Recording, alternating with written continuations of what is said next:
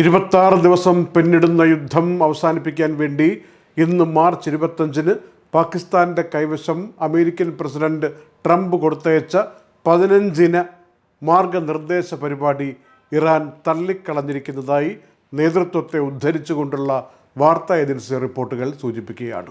15 കാര്യങ്ങളൊന്നും ഇവിടെ വേണ്ട, രണ്ട് കാര്യങ്ങൾ. യുദ്ധം നിർത്തുന്നെങ്കിൽ സർവ്വതലങ്ങളിലും ഉള്ള യുദ്ധം നിർത്തലായിരിക്കണം, നഷ്ടപരിഹാരം കിട്ടണം. ഈ 2 കാര്യങ്ങൾ മാത്രമേ തൽക്കാലം പറയാനുള്ളൂ എന്ന് പറഞ്ഞുകൊണ്ട് ആ കടലാസ് മടക്കി കൊടുത്തു എന്ന റിപ്പോർട്ടാണ് ഇപ്പോൾ പുറത്തു വരുന്നത്. അമേരിക്കയുമായി ചർച്ച നടത്താൻ വേണ്ടി വെടിനിർത്തൽ ആവശ്യമാണ് എന്ന് പറയുന്നതിലെ യുക്തി മനസ്സിലാവുന്നില്ല എന്നാണ് ഇറാൻ ഈ മറുവാദത്തിൽ പറഞ്ഞിരിക്കുന്നതെന്നും ഈ റിപ്പോർട്ടിലുണ്ട്. ഇതിനിടയിൽ യുദ്ധം അവസാനിപ്പിക്കുന്നെന്ന ശുഭാപ്തി വിശ്വാസം പ്രകടിപ്പിച്ചുകൊണ്ട് ട്രംപ് പ്രസ്താവന ഇറക്കിയ സാഹചര്യത്തിൽ തന്നെ 1000 അമേരിക്കൻ ഭടന്മാരെ മിഡിൽ ഈസ്റ്റിലേക്ക് വിന്യസിക്കുന്നതായ വാർത്തയും പുറത്തു വന്നു. ഈ ഹെഡ് ഓഫീസായ സൗത്ത് കരോലിന അവിടെ നിന്നൊരു 18 മണിക്കൂർ ഫ്ലൈ ചെയ്താൽ എത്താവുന്ന സ്ഥലത്ത്, മിഡിൽ ഈസ്റ്റിലെ ഒരു സ്ഥാനത്ത് ഈ ഭടന്മാരെ വിന്യസിക്കും. കൃത്യമായിട്ട് എവിടെ എന്നുള്ള കാര്യം വ്യക്തമാക്കിയിട്ടില്ല.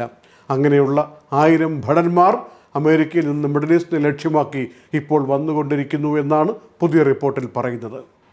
സമയം ഇന്ന് വെളുപ്പാങ്കാലത്തോടുകൂടി ട്രംപിൻ്റെ ഭാഗത്തു നിന്ന് വന്നിരിക്കുന്നൊരു അഭിപ്രായം, സമാധാനം ദൃശ്യപരിധിയിൽ വരുന്നു, യുദ്ധം അവസാനിപ്പിക്കാനുള്ള രംഗമിത തൻ്റെ മുന്നിൽ എത്തിക്കഴിഞ്ഞു എന്നുള്ള സൂചന നൽകവേ ഇന്ന് രാവിലെ എണ്ണവില താഴുകയായിരുന്നു മാർക്കറ്റിൽ. പിന്നീട് അങ്ങനെയല്ല, സമാധാന കരാർ കൊടുത്തയച്ചത് പാകിസ്ഥാൻ വഴി നൽകിയത് ഇറാൻ നിരാകരിക്കുന്നു എന്ന വാർത്ത വന്നപ്പോൾ വീണ്ടും ചാഞ്ചാട്ടം മാർക്കറ്റിൽ പ്രകടമാണ്. ഈ 15 കാര്യങ്ങൾ പാകിസ്ഥാൻ വശം കൊടുത്തേച്ചു എന്ന് പറയപ്പെടുന്നുണ്ടല്ലോ, അതിലെന്തൊക്കെയാണ് പ്രധാനപ്പെട്ട കാര്യങ്ങളെന്ന് എല്ലാവരും ചോദിക്കുന്നുണ്ട്.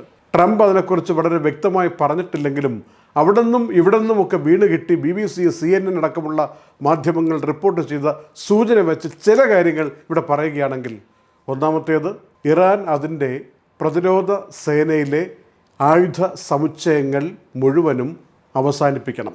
മേഖലയിലെ പല നിഴലുകൾക്കും കൊടുത്തുകൊണ്ടിരിക്കുന്ന സൈനിക സഹായം ഇറാൻ നിർത്തണം. ഇസ്രയേലിൻ്റെ നിലനിൽക്കാനുള്ള അവകാശത്തെ ഇറാൻ അംഗീകരിച്ചു കൊടുക്കണം. ഒരു കാരണവശാലും ഇറാൻ ആണവായുധങ്ങൾ ഉണ്ടാക്കരുത്. ഇപ്പോൾ കൈവശമിരിക്കുന്ന യുറേനിയം, സമ്പുഷ്ടീകരിച്ച യുറേനിയം, അത് അമേരിക്കയ്ക്ക് നൽകണം.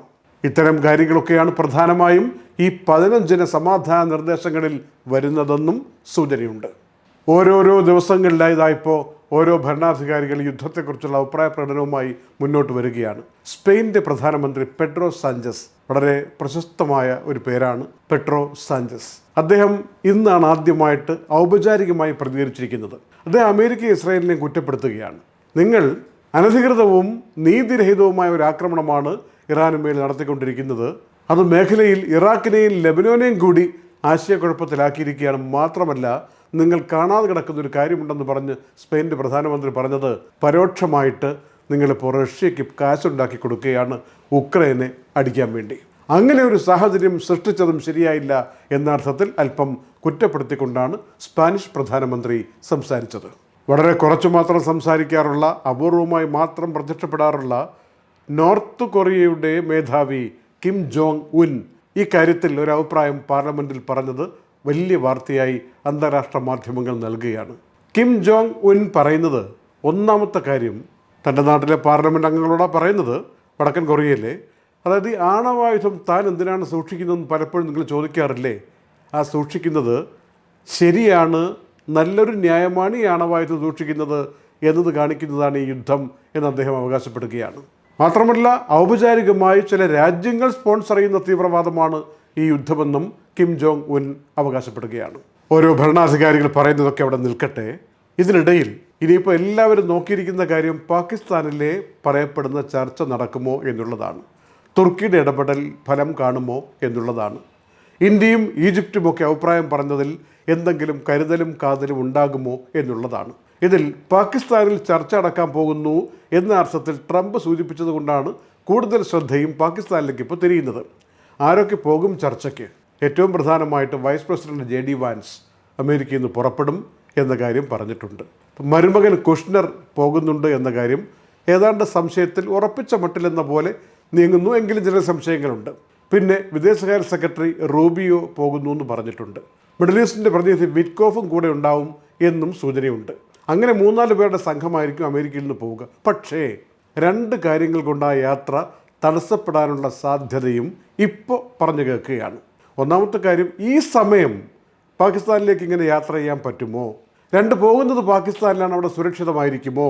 ഈ 2 കാര്യങ്ങൾ കൊണ്ട് ഒരുപക്ഷെ ലൊക്കേഷൻ, ഈ മീറ്റിങ്ങിൻ്റെ സ്ഥലം ഒന്ന് മാറ്റിപ്പിടിക്കാനുള്ള സാധ്യത കാണുന്നുണ്ട് എന്ന അർത്ഥത്തിലും റിപ്പോർട്ടുകൾ വരികയാണ്. ആ സമയത്താണ് തുർക്കി പറയുന്നത്, ഞങ്ങൾ എവിടെ വെച്ചും മധ്യസ്ഥ ചർച്ചയ്ക്ക് വേണ്ടി ഇടപെടാനും ചർച്ചയ്ക്കുള്ള സാഹചര്യം ഒരുക്കാനും തയ്യാറാണ് എന്ന കാര്യം അറിയിച്ചിരിക്കുന്നത്.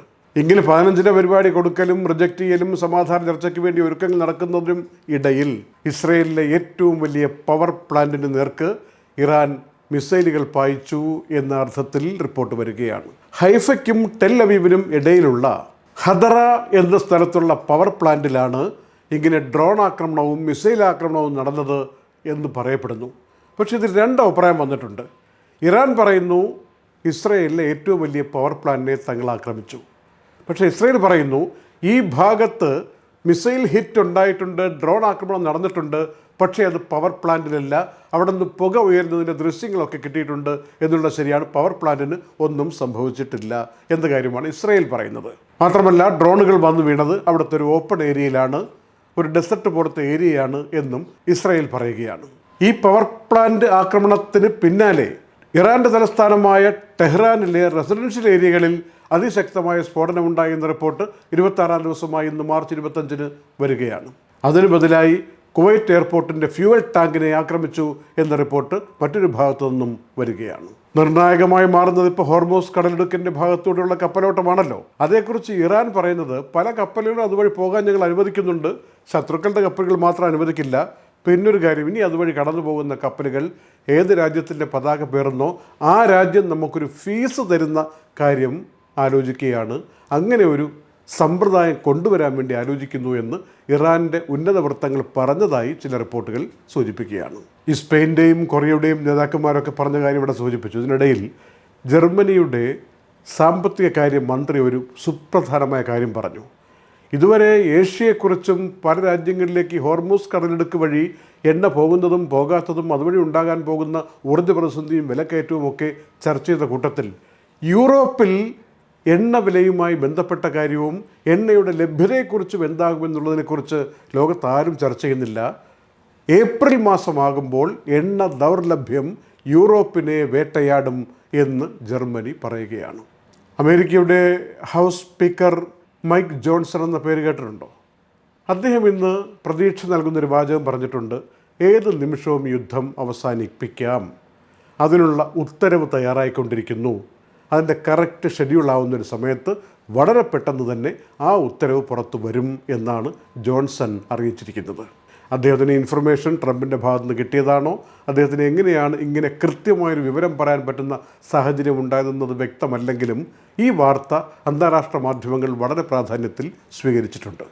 യുദ്ധം ഭൂരിഭാഗം ആളുകൾക്കും ബുദ്ധിമുട്ടും നഷ്ടവും മരണവും ചോരയും ഒക്കെ കൊണ്ടുവരുന്ന കൂട്ടത്തിൽ ചില ആളുകൾക്കിത് വലിയ ലാഭകരമായ കച്ചവടമായി മാറുന്നത് നമുക്കറിയാമല്ലോ.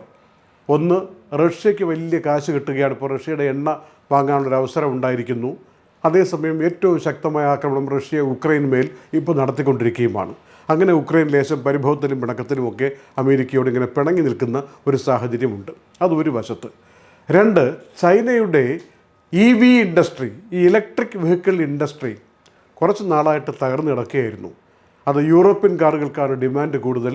ഇലക്ട്രിക് കാറുകൾ ചൈനയിൽ ഉണ്ടാക്കിക്കൊണ്ട് വരുന്നതിന് അത്ര ഡിമാൻഡില്ല എന്ന് പറഞ്ഞു നിൽക്കുന്ന ഈ സാഹചര്യത്തിൽ ഇപ്പോൾ ലോകം മുഴുവനും നിന്ന് കുറഞ്ഞ കാശിന് ചൈനയുടെ കാറുകൾ വാങ്ങാൻ വേണ്ടി, ഈ പെട്രോളും ഡീസലും ഉപയോഗിക്കേണ്ടാത്ത വാഹനങ്ങൾ വാങ്ങാൻ വേണ്ടിയുള്ള ഡിമാൻഡ് കൂടുന്നു എന്ന അർത്ഥത്തിൽ ചൈനയിൽ നിന്ന് റിപ്പോർട്ട് വരുന്നത് ആ ഇൻഡസ്ട്രിയെ അവിടെ ഒന്ന് ഉഷാറാക്കിയിട്ടുണ്ടെന്നാണ് പറയുന്നത്.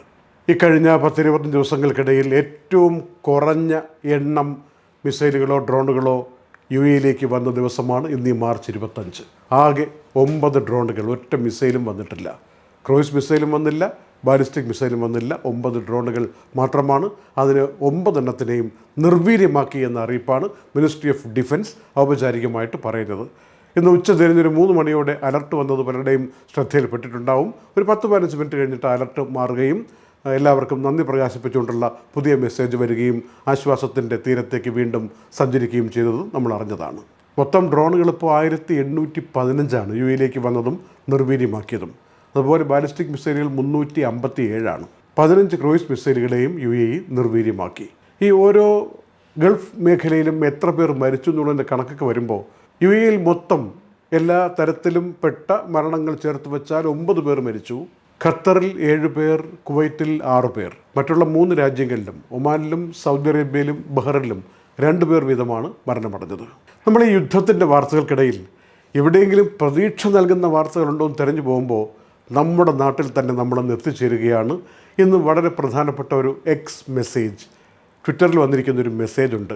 അതിങ്ങനെയാണ്: ഇന്ത്യയുടെ civil aviation minister Ram Mohan Naidu പറഞ്ഞിരിക്കുന്ന കാര്യമാണ്. വരുന്ന 10 വർഷത്തിനിടയിൽ ഇന്ത്യയിൽ എല്ലാവരും പറക്കട്ടെ എന്ന അർത്ഥത്തിലുള്ള ഉഡാൻ എന്ന പ്രക്രിയയുടെ പ്രോജക്റ്റിൻ്റെ ഭാഗമായി $306 കോടി ചെലവഴിച്ചുകൊണ്ട് 100 പുതിയ എയർപോർട്ടുകൾ വരികയാണ്. 2035-36 സാമ്പത്തിക വർഷത്തിനിടയിൽ പ്രാവർത്തികമാകും. അതിൻ്റെ മന്ത്രിസഭാതല അംഗീകാരം കിട്ടിയിരിക്കുന്നു എന്ന വാർത്ത ലോകത്തെ അറിയിക്കുകയാണ് ഇന്ത്യ. യുദ്ധത്തിൻ്റെ കാര്യം പറഞ്ഞ് എണ്ണവിലയുടെ കാര്യമൊക്കെ പറഞ്ഞു നിന്നിട്ട് നമ്മുടെ യു എ ഒമാൻ അടക്കമുള്ള പ്രദേശങ്ങളിൽ പെയ്യുന്ന മഴയെക്കുറിച്ച്, സൗദിയിൽ കിട്ടുന്ന മഴയെക്കുറിച്ച്, അതിനിടയിൽ പെട്ടുപോകുന്ന നമ്മുടെ സമയത്തെക്കുറിച്ച്, ആശങ്കയെക്കുറിച്ച് മറന്നു പോകരുത്. ഇനിയും 2-3 ദിവസം കൂടി ഇതുപോലെ മഴ പെയ്യാനുള്ള സാധ്യതയെക്കുറിച്ചാണ് കാലാവസ്ഥാ നിരീക്ഷണ കേന്ദ്രം പറയുന്നത്. അറബിക്കടലിൽ രൂപം കൊണ്ടിരിക്കുന്ന ന്യൂനമർദ്ദമാണ് ഒമാനിലും യു എയിലുമൊക്കെ സജീവമായിട്ട് വലിയ മഴയായും കാറ്റായും അതുപോലെ ആലിപ്പഴ വർഷമായും ഇടിമിന്നലായും ഒക്കെ മാറിക്കൊണ്ടിരിക്കുന്നത്. ഇന്ന് ഫുജേറയിൽ തന്നെ ഫ്ലാഷ് ഫ്ലഡ് ഉണ്ടായി. റാസൽ ഖൈമയിൽ വലിയ മഴ കിട്ടി. ദുബായിൽ ഉച്ചയ്ക്ക് മഴ പെയ്തു. അതുപോലെ അബുദാബിയിൽ രാവിലെ ഒരു 11:15 കൂടി തുടങ്ങിയ മഴ ഏറെ നേരം നീണ്ടു നിന്നു. ദഫ്ര മേഖലയിൽ ആലിപ്പഴം വീണു. ഫുജേറയിലാണെങ്കിൽ വെള്ളക്കെട്ടിൽ വീണിട്ട് വാഹനങ്ങൾ ഒലിച്ചുപോയ സന്ദർഭങ്ങൾ വരെ ഉണ്ടായി. അതിൽ നിന്ന് എങ്ങനെയെങ്കിലും യാത്രക്കാർ രക്ഷപ്പെടുകയായിരുന്നു. കാറിൽ നിന്നൊക്കെ ചാടി ഇറങ്ങി ഓടിയിട്ട് അത്ഭുതകരമായിട്ട് രക്ഷപ്പെടുകയായിരുന്നു. ഇത്തരം സന്ദർഭങ്ങൾ ഇനിയും ഉണ്ടാകാമെന്നാണ് കാലാവസ്ഥാ നിരീക്ഷണ കേന്ദ്രം പറയുന്നത്. ഫ്ലാഷ് ഫ്ലഡുകൾ ഉണ്ടാവും, വാദികൾ നിറഞ്ഞു കവിയും. അങ്ങോട്ടൊന്നും പോകരുത്. സുരക്ഷിതമായി യാത്ര ചെയ്യാൻ വേണ്ടിയുള്ള മാനസികമായ കരുതലിൽ വേണം ഓരോരുത്തരും റോഡിലേക്ക് ഇറങ്ങാനെന്ന കാര്യം ഞങ്ങൾ വീണ്ടും ഓർമ്മിപ്പിക്കുന്നു. Night updates supported by Hashim hypermarket, Kalyan jewellers, Lulu, Partha signature, Abu Shagara Sharjah, Areen bakers, eLessons.net, Fira foods, Dhanwantari Ayurveda, Alsood cargo, gold star rent car, doctor Raseena's Ayurvedic clinic, Ain golden diamonds, choco world, vintage lux real estate, deal price, India GCC business launch.